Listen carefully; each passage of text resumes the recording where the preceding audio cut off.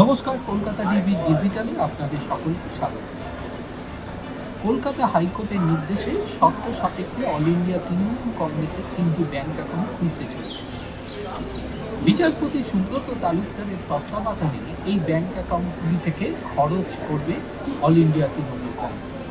মূলত বিচারপতি সৌগত ভট্টাচার্যের নির্দেশ এই ব্যাংক অ্যাকাউন্ট থেকে কর্মীদের বেতন এবং রাজনৈতিক দলের যে অফিস রয়েছে তার রেন্ট, লিগাল এক্সপেন্সেস এবং সাংবাদিক হিসাবে বিচারপতি তালুকদারের ফিস দিতে পারবে এই তৃণমূল কংগ্রেসের 3টি ব্যাংক অ্যাকাউন্ট থেকে। তবে সেক্ষেত্রে বিচারপতি সুব্রত তালুকদারের স্বাক্ষরের ভিত্তিতেই ব্যাংক এই অর্থ পেমেন্ট করতে পারবে, এমনটাই নির্দেশ বিচারপতি সৌগত ভট্টাচার্য।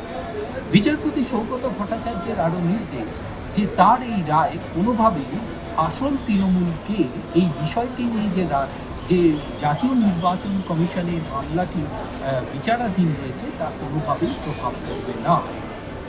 বিচারপতি সৌগত ভট্টাচার্য এই রায় দিতে গিয়ে তিনি মন্তব্য করেছেন যে তিনি মনে করেন যে প্রতিদিনের যে খরচ, সেই খরচ করার অধিকার একটি রাজনৈতিক দলের রয়েছে।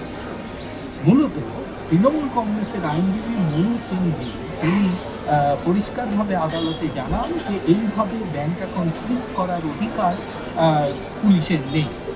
মূলত এই ব্যাংক অ্যাকাউন্ট থেকে তৃণমূল কংগ্রেসের যে 250 কর্মী রয়েছে বা অর্থাৎ তারা যে কাজ করেন তাদের স্যালারি এবং 17টি জায়গায় তাদের যে অফিস রয়েছে সেই অফিসের রেন্ট প্রদান করা হবে।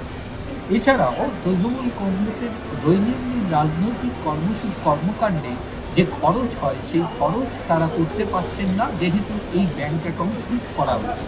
শুধু 3টি ব্যাংক অ্যাকাউন্ট নয়, এখনও পর্যন্ত মোট 8টি ব্যাংক অ্যাকাউন্ট ফ্রিজ করা হয়েছে বলে তিনি আদালতকে জানান। বিচারপতি সৌগত ভট্টাচার্য তিনি পরিষ্কার জানিয়েছেন যে এই বিষয়ে তিনি মূলত একটি অন্তর্বর্তীকালীন নির্দেশিকার বিষয়টি তিনি বিচারাধীন রয়েছে। যদিও আইনজীবী তুষার মেহতা সলিসিটর জেনারেল রাজ্য পুলিশের পক্ষ থেকে তিনি দাবি করেছেন যে পুলিশ যদি মনে করে যে কোনো জায়গায় সন্দেহের বিষয়বস্তু কি রয়েছে তাহলে পুলিশ সেক্ষেত্রে যে কোনো সম্পত্তি সিজ করতে পারে। বিচারপতি সৌগত ভট্টাচার্য তার উদ্দেশ্যে মন্তব্য করেন যে 18ই জুন অভিযোগ দায়ের হলো, 19শে জুন ফ্রিজ করা হলো অ্যাকাউন্ট, যেটি শুধুমাত্র অ্যাকাউন্ট ফ্রিজের উদ্দেশ্য নিয়ে ওই অভিযোগ দায়ের হয়েছিল।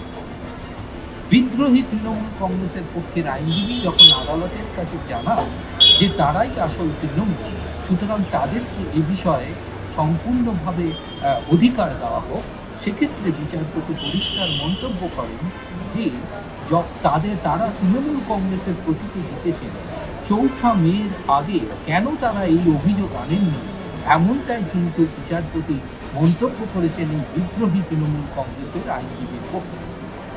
মূলত এই আদালতের রায়ে এটা পরিষ্কার হয়ে গেল যে অল ইন্ডিয়া তৃণমূল কংগ্রেসের যে ব্যাংক অ্যাকাউন্ট ফ্রিজ করা হয়েছিল তা অন্তর্বর্তীকালীন নির্দেশের প্রেক্ষিতে তা চালু।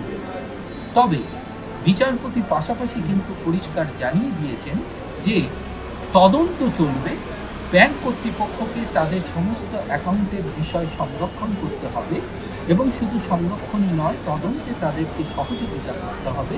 আগামী 21শে সেপ্টেম্বর মামলার পরবর্তী শুনানির দিন, সেই শুনানিতে তদন্ত রিপোর্ট আদালতে জমা করতে হবে এবং 30শে সেপ্টেম্বর পর্যন্ত বিচারপতি তালুকদারের এই নিয়োগ বহাল থাকবে। তবে এই বিচারপতি তালুকদারের অনুমোদন ছাড়া কোনোভাবেই এই অ্যাকাউন্ট থেকে ব্যয় করা যাবে না।